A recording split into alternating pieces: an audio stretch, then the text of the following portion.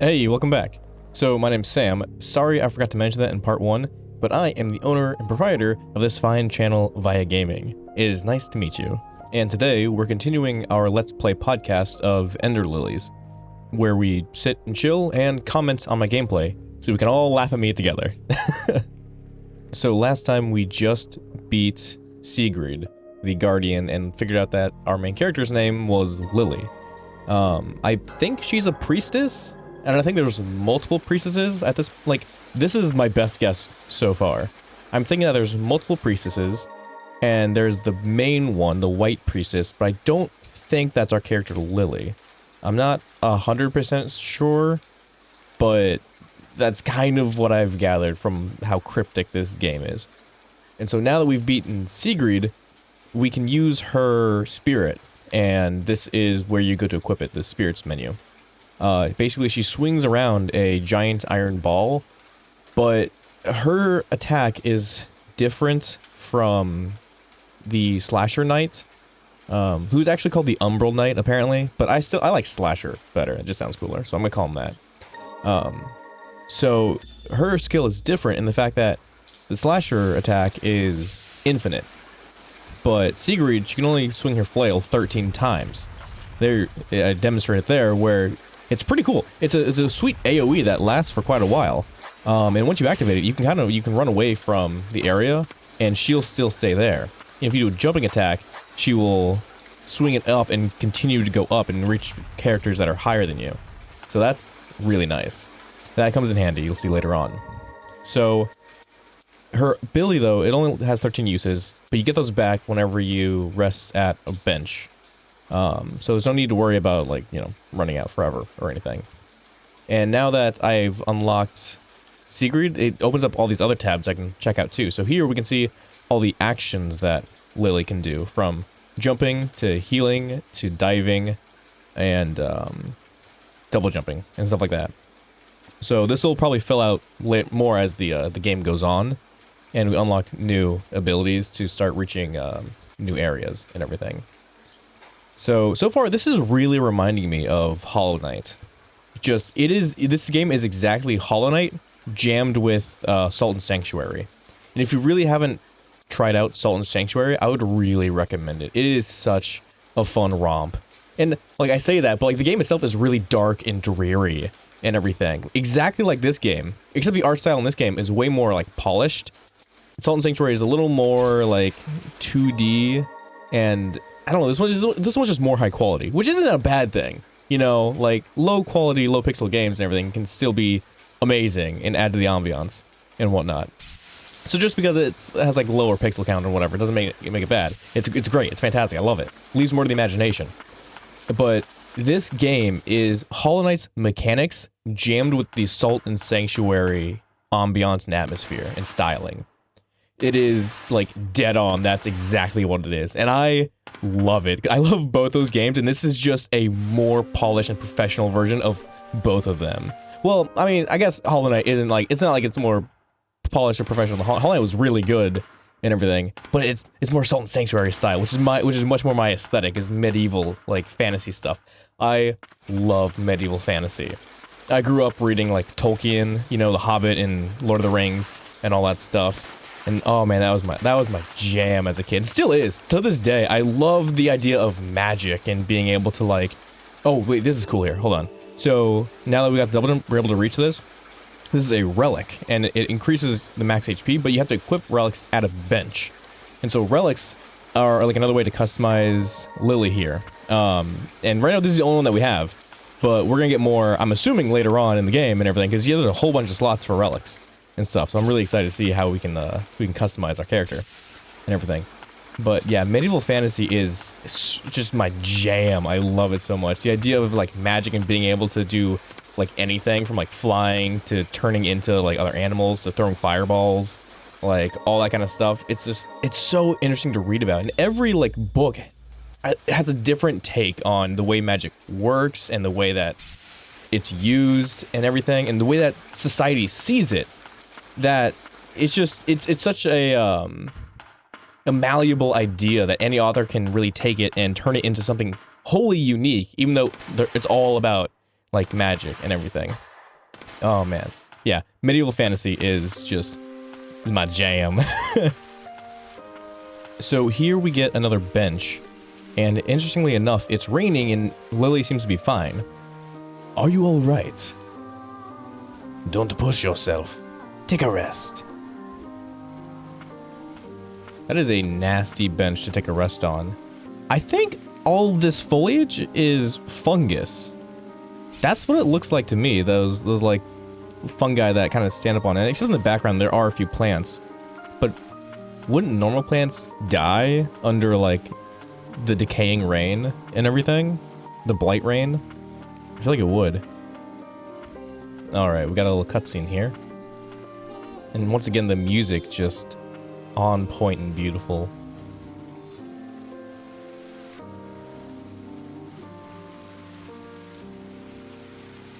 Chaos had taken the villagers long before even my arrival. But did the rain end them, or the blighted?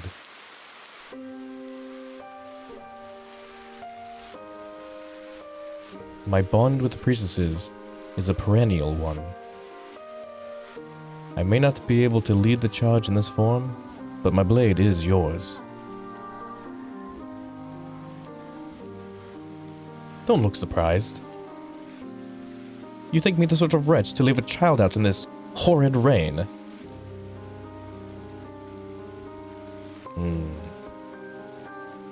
Let us trudge on.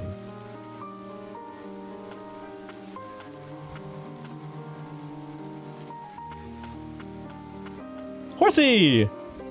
I always wanted a pony! Do you recognize them? That's Esteban! It seems they lost consciousness before succumbing to the madness.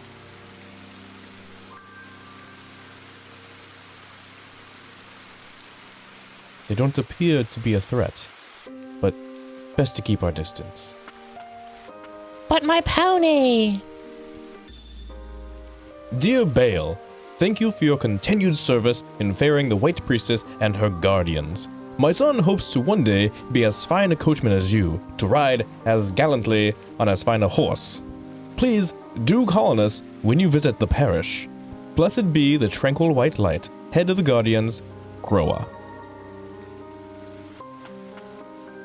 I think that was actually from Groa and not saying that Groa was the head of the white lights or whatever.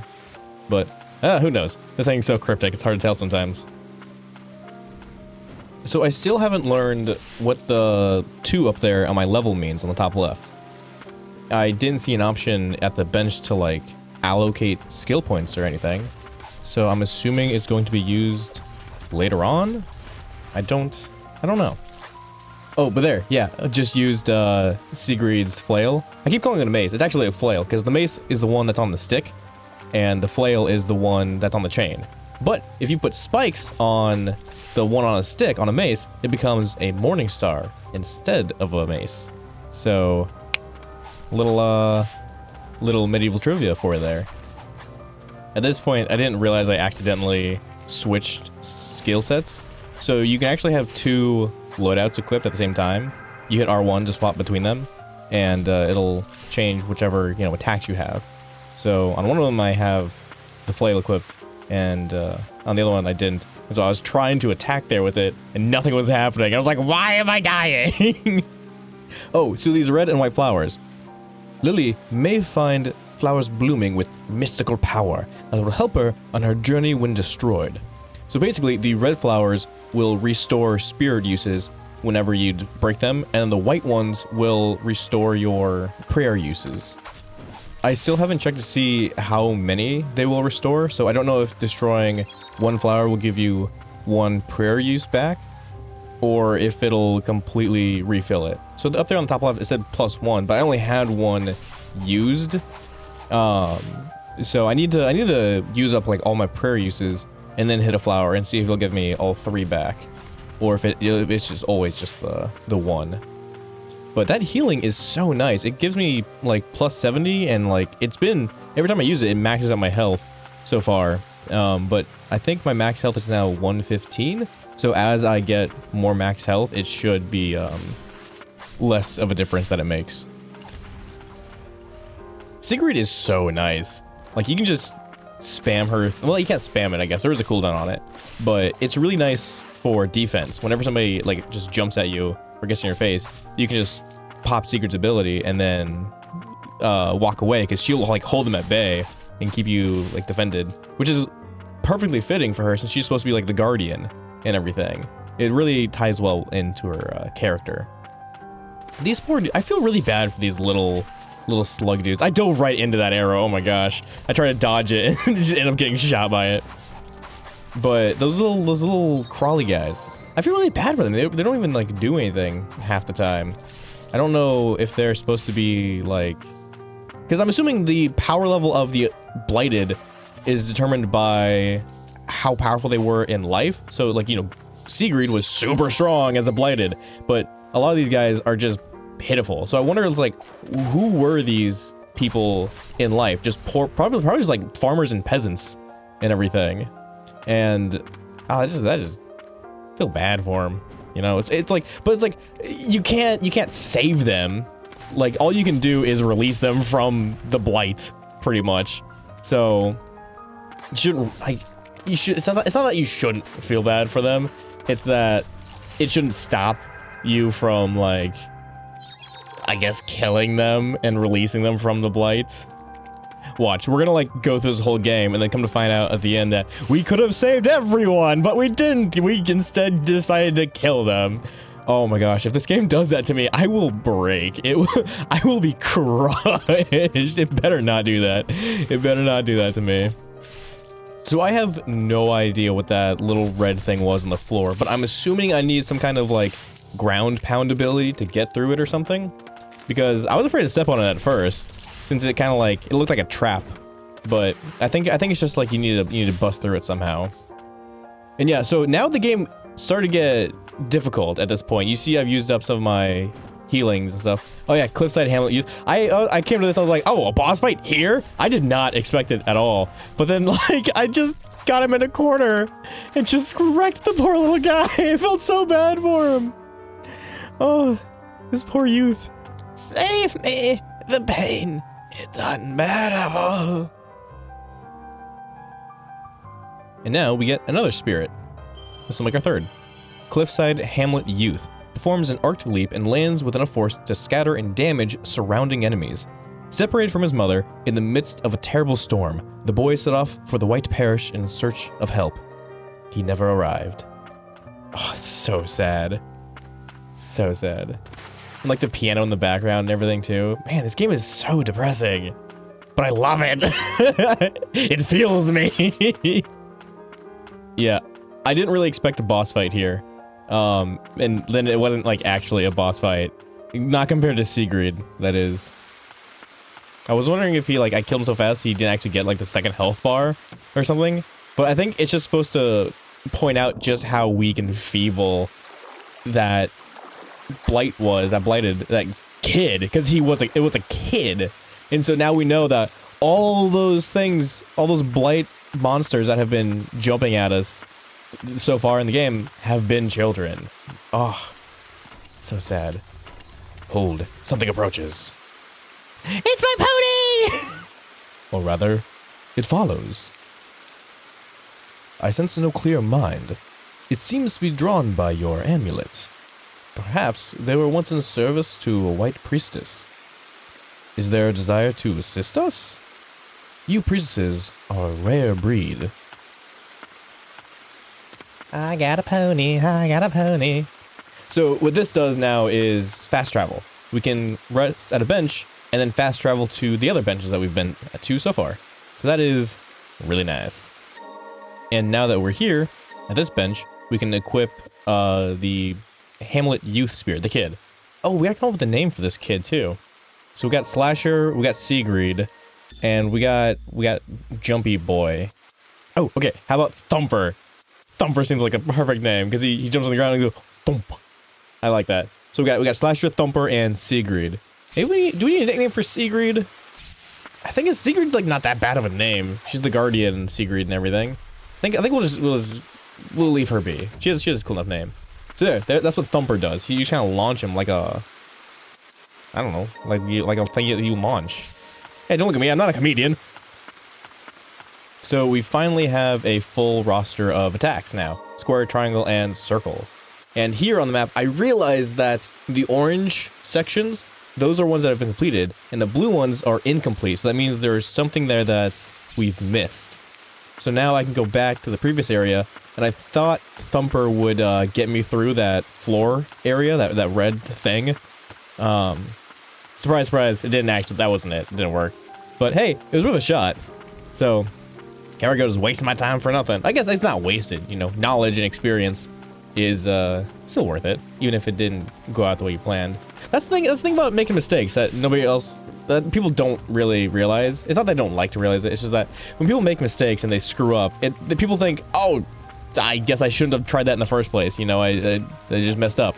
But no, you made a mistake, but you gained knowledge and experience, and that will carry over with you to all your future experiences and trials and tribulations and everything. It'll build you up as a person, and then you will be able to succeed in those places that you wouldn't have been able to without that failure in the past, because you wouldn't have learned those lessons if you didn't screw up. So people get really bummed out whenever they screw up and fail and everything, but honestly, gaining experience is something to be celebrated. So don't be too hard on yourselves, guys, if that happens to you, you know? Try to look at it as an experience gained, as knowledge and power, and an investment in yourself for the future. Yeah. Speaking of the future, mine is in your hands. So subscribe here if you want to see more of my videos, and let me know in the comments if you like this kind of stuff. Alright, thanks guys. I will catch you next time. Bye!